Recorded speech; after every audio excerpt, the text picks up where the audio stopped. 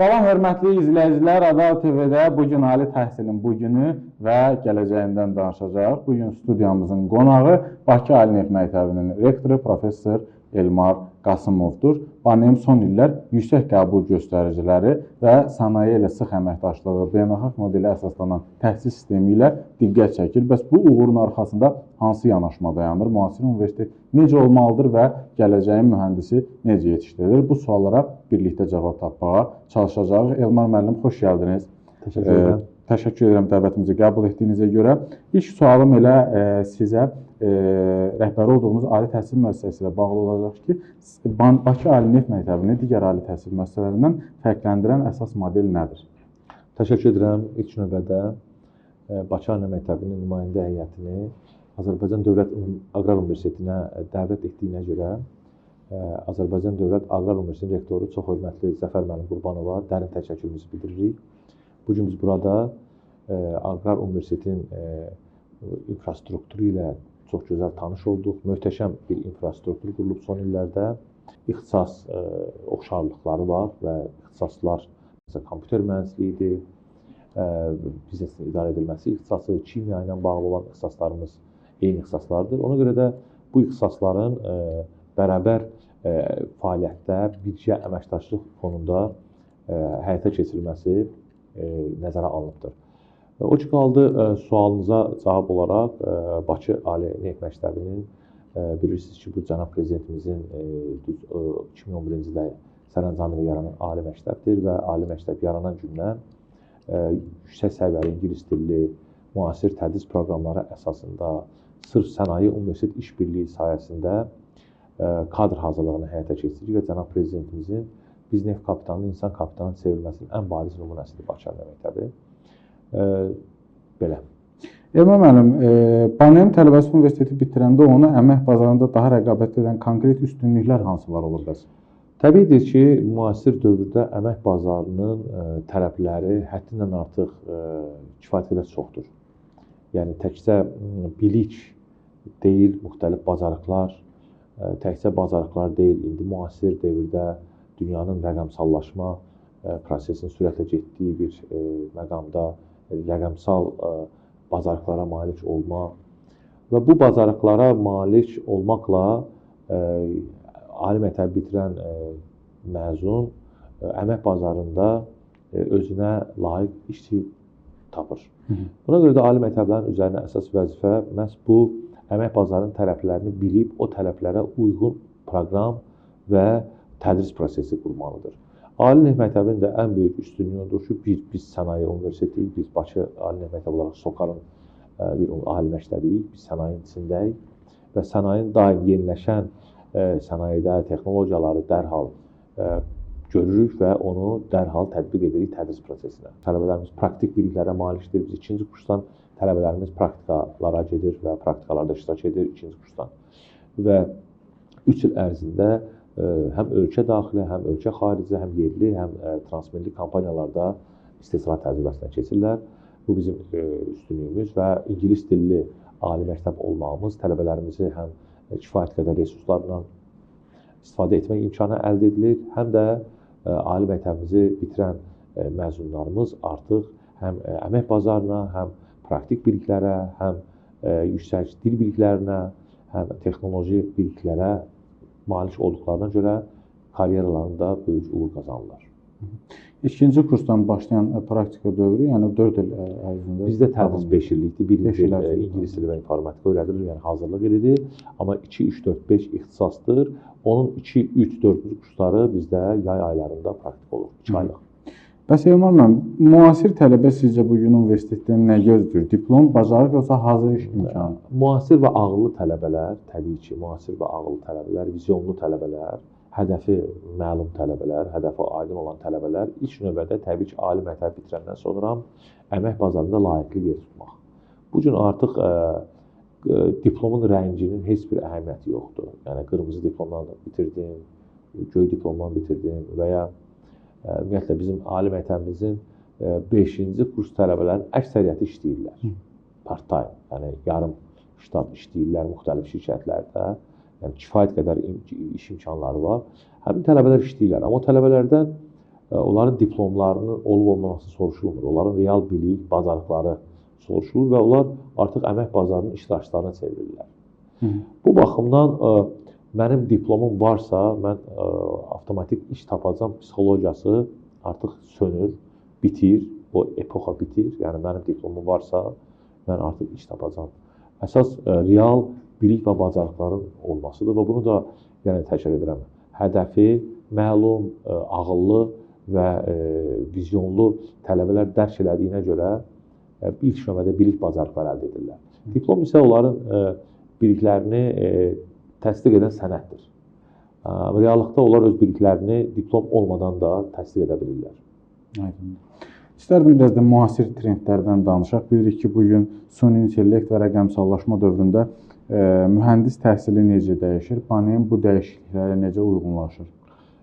Tamamilə doğru deyirsiniz. İndi bu gün müasir devirdə texnologiyalar o qədər sürətlə inkişaf edir ki, məsələn, bu gün aldığım kompüter və ya bilgisayar 3 ildən, 4 ildən sonra fiziki cəhətdən deyil, mənəvi cəhətdən köhnəlir.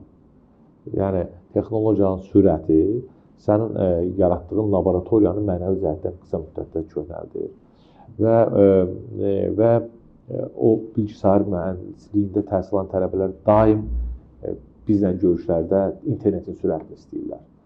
Nə qədər internetin sürətini artırırsan, yenə də narazıdırlar. İnternetin sürəti, bu onların sürətinin, dinamikasının göstəricisidir.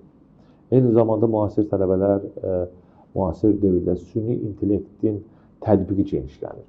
Ölkə prezidentinin sərəncamı ilə ölkəmizdə rəqəmsallaşma siyasətinin dərinləşməsi üçün müvafiq tapşırıqlar verilib, sərəncamlar verilib. Artıq süni intellektin tətbiqi ilə bağlı müvafiq tapşırıqlar verilib və artıq ölkəmizdə müxtəlif təşkilatlar, xüsusilə universitetlər süni intellekt texnologiyalarının tədris proqramına inteqrasiyası üzərində ciddi işləyirlər. O cümlədən Bakı Ali Neft Məktəbi də bu istiqamətdə çox mühüm addımlar atır, mühüm siyasət həyata keçirirlər. Təkcə son 10 gündə bizim ali məktəbimizdə 2 böyük təlim mərkəzi və laboratoriya qurulub. Biri SOCAR-ın dəstəyi ilə bilavasitə məşhur Amerikan kompaniyası olan Honeywell şirkətinin avtomatika sahəsində təlim mərkəzi, digər isə bir neçə gün bundan qabaq qurulan xüsusi rabitə və informasiya təhlükəsizliyi dövlət xidmətinin böyük bir informasiya təhlükəsizliyi testləri laboratoriyasıdır. Bütün bu laboratoriyaların əsas məqsədi rəqəmsal ixtisasların, tutaq kiber təhlükəsizlik ixtisaslarının, IT, avtomatika ixtisaslarının təhsil alan tələbələrimizin müasir trendlərə uyğun olaraq bilik və bacarıqların əldə edilməsidir. Çox gözəl Elmar müəllim, bu istiqamətdə gördüyünüz işləri uğurlar arzulayırıq.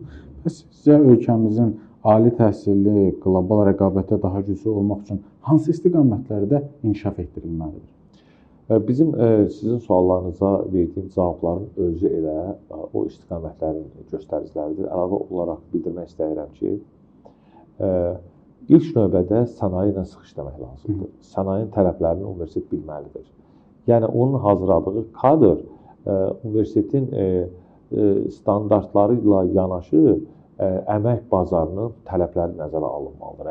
Əmək bazarı tələbləri nəzərə alınmazsa, sənin hazırladığın kadrlar həmin tələblərə cavab verməyəcək. Ona görə ilk növbədə ali məktəblər sənaye ilə sıx işləməlidir. Nəinki sıx işləməlidir, sənaye içində olmalıdır. Məsəl üçün, Dövlət Aqrar Universiteti əgər kənd təsərrüfat müəssisələri ilə bir yerdə olmasa, onun hazırladığı baytar həkimi, ya aqronom, ya zootexnik ixtisaslarında təhsil alan tələbələr təbii ki, o praktikadan kənarda qalacaq və əmək bazarına keyfiyyətlə daxil olmayacaq. Ona görə Dövlət Aqrar Universiteti məsələn təsərrüfatın içindədir. Təsərrüfat universitetin daxilindədir. Ya Bakı Ali Neft Məktəbi biz sənayenin içindəyik, sənaye bizdədir. Bu tendensiyanı, bu tandemi təmin etməlisən ki, biz o beynəlxalq universitetlər şəbəkəsində layiqli yer tutaq. Aydındır. Elmar müəllim, sonuncu sualım sizə gənclərə bir tövsiyə xarakterli olacaq. Ada oxumaq istəyən bir gəncə və ya onun valideyninə mesajınız nə olardı? Mesajım ondan ibarətdir ki, Ada Universitetindəki bütün ixtisaslar dünənin və bugünün və gələcəyin ixtisaslarıdır. Dünən də bu ixtisaslara böyük ehtiyac olub. bu gün də və gələcəkdə də bu ixtisas olmadan, kənd təsərrüfatı olmadan insan yaşaya bilməz. Hətta kompüter mühəndisliğində işləyən, süni intellekt texnologiyalarına çalışan hər hansı bir insan 4 saatdan, 5 saatdan sonra və ya bir gündən sonra bu necə deyirlər, kənd təsərrüfat məhsullarından istifadə etməlidir. Ona görə də kənd təsərrüfatı mütəxəssislərinə hər zaman bütün cəmiyyətlərdə, dövrlərdə böyük bir ehtiyac duyulubdur. Mən həm valideynlərə, həm tələbələrə demək istəyirəm ki, oxuduğunuz universitet möhtəşəm universitetdir. Ölkəmizin iki sektoru deyilir, neft sektoru və qeyri-neft sektoru. Neft sektoru məlumdur, amma qeyri-neft sektorunda hər zaman birinci növbədə kənd təsərrüfatı durur. Kənd təsərrüfatı deyilir. Yəni qeyri-neft sektoru deyiləndə biz həmişə kənd təsərrüfatını düşünmüşük. Turizm sektoru da var, digər sektorlar da var. Amma əsas kənd təsərrüfatıdır. Qeyri-neft sektorumuzun ən aparıcı sektor olduğuna görə valideynlər və tələbələr əgər ADA-da oxuyurlarsa, onların valideynləri sevinməli. Tələbələr isə daha dərindən bilik və bacarıqlara yiyələnməlidir. Abituriyentləri isə müraciətim ondan ibarətdir ki, ADA-onu seçməkdə heç vaxt səhv etməyəcəklər. 100 illik bir ali məktəbdir və nəinki Azərbaycanın, Qafqazın, regionun ən möhtəşəm tarixə, elmi potensiala malik olan bir ali məktəbidir. Belə bir ali məktəbi seçməkdə onlar yalnız udarlar. Bir şərtlə ki, sevsinlər öz ixtisaslarını.